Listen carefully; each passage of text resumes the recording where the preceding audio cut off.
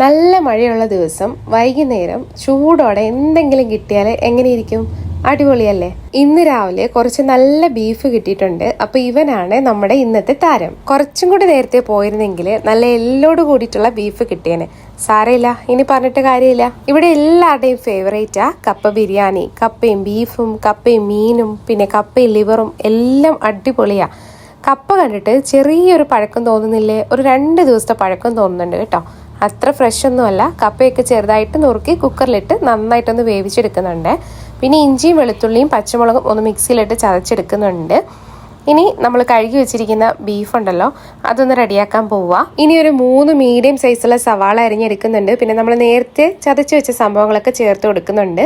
പിന്നെ പൊടികളായിട്ട് മഞ്ഞൾപ്പൊടി, മുളക് പൊടി, മല്ലിപ്പൊടി, ഗരം മസാല, പിന്നെ ആവശ്യത്തിനുള്ള ഉപ്പ്, പിന്നെ കുറച്ച് മീറ്റ് മസാല വേണമെങ്കിൽ ചേർത്ത് കൊടുത്താൽ മതി കേട്ടോ. ഇതെല്ലാം ചേർത്ത് കുറച്ച് വെള്ളം കൂടി ഒഴിച്ച് നന്നായിട്ടൊന്ന് വേവിച്ചെടുക്കുന്നുണ്ട്. പിന്നെ നമ്മുടെ കപ്പ നന്നായിട്ട് വെന്ത് വരുമ്പോൾ ആവശ്യത്തിനുള്ള ഉപ്പ്, മഞ്ഞൾപ്പൊടി, പെരിഞ്ജീരകപ്പൊടി, പിന്നെ കറിവേപ്പിലയും പച്ചമുളകും വെളുത്തുള്ളിയും കൂടി ചതച്ച് ചേർക്കുന്നുണ്ട്.